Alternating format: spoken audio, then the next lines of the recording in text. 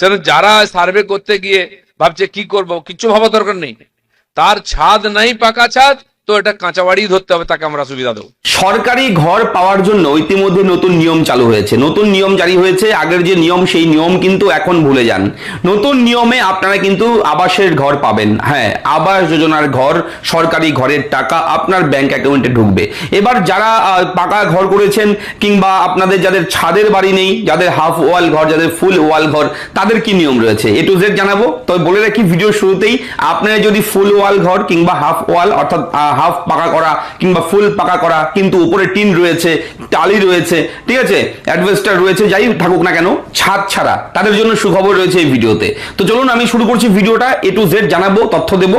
আমি থাকবো ভিডিওতে আপনার সঙ্গে শুভঙ্কর। আপনি দেখছেন আপনাদের প্রিয় ইউটিউব চ্যানেল এরা ফ্রেন্ড। চ্যানেলটিকে সাবস্ক্রাইব করবেন, ভিডিওটাকে লাইক করবেন, একটু বেশি শেয়ার করবেন, যাতে করে এই তথ্য সবার কাছে পৌঁছায়। চলুন শুরু করি। ইতিমধ্যেই পঞ্চায়েত মন্ত্রী, পশ্চিমবঙ্গ রাজ্য সরকারের পঞ্চায়েত মন্ত্রী, উনি কিন্তু ঘোষণা করে দিয়ে জানিয়ে দিয়েছে একদম নতুন নিয়ম। কি কি নিয়ম রয়েছে? কাঁচা ঘর কাদেরকে কাঁচা ঘরের আওতায় আনা হচ্ছে, কাদেরকে পাকা ঘরের আওতায় আনা হচ্ছে, সেটা কিন্তু একদম ডিটেলসে বলে দিয়েছেন। আমরা পঞ্চায়েত মন্ত্রী ওনার বক্তব্যটা আগে শুনে নেব এবং উনি কি বলেছেন, কি নিয়ম, তারপর আমরা ভিডিওর বিষয়ে আলোচনা করব। উনি আগে কি বলেছে সেটা শুনুন আগে, শুনলে আরো ভালোভাবে আপনি বুঝতে পারবেন বিষয়টা। এই যে অন্নপূর্ণা ভান্ডারে যে অনেক তথ্য আমরা নিয়েছি, সবাই অন্নপূর্ণা ভান্ডারে পাবে না, কিন্তু এই তথ্য আমাদের কাছে পার্মানেন্টলি থাকলো। পরবর্তীকালে যখন কোনো যোজনার লাভ তাকে দিতে হবে, আমরা সেইখান থেকে বেছে নিয়ে সেই লোককে সেই সুবিধা দিতে পারি। এ ধরনের প্রজেক্ট চলতেই থাকে। তো একবার তো আমাদেরকে সার্ভেটা পুরো করতে হবে। আর এইবারে যে আবাস যোজনার নাম আপনি যদি না ঢোকান, আবার কবে সার্ভে হবে? 5 বছর 10 বছর পরে সে মানুষটা 10 বছর পিছিয়ে যাবে, সে বাড়ির সুবিধা পাবে না। তার দোষটা কার হবে? আমাদেরই হবে, যে সেই লোকটাকে আমরা সুবিধা দিতে পারলাম না।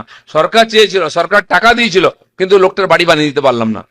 এরকম আমাদের এখানে অনেক বাড়ি আছে যারা শহরাঞ্চলে, কলকাতার আশপাশে বা ওই জেলাগুলোতে নিজেরা সম্পন্ন আছে, সেখানে বাড়িঘর করে নিচ্ছে, পাকা বাড়ি। কিছু টেকনিক্যাল প্রবলেম ছিল, টিনের বাড়ি, টালির বাড়ি, এসবেস্টরের বাড়িকে পাকা বাড়ি করে ধরা হচ্ছিল।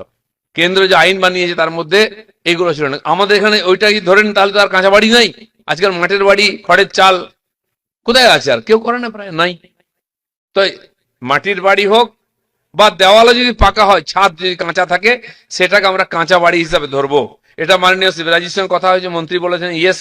আমাদের মুখ্যমন্ত্রী আগেই ঘোষণা করেছিলেন যে ওটাকে আমরা কাঁচা বাড়ি করবো, আপনারা সার্ভে করুন।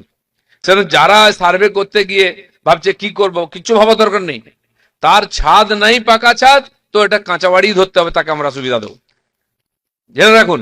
সেই জন্য যারা এটা নিয়ে একটুখানি সন্দেহের মধ্যে আছে, তাদের পরিষ্কার বলে দেবেন, যদি একটা দেওয়াল, দুটা দেওয়াল, তিনটা দেওয়াল থাকে, সাধারণত টালির বাড়ি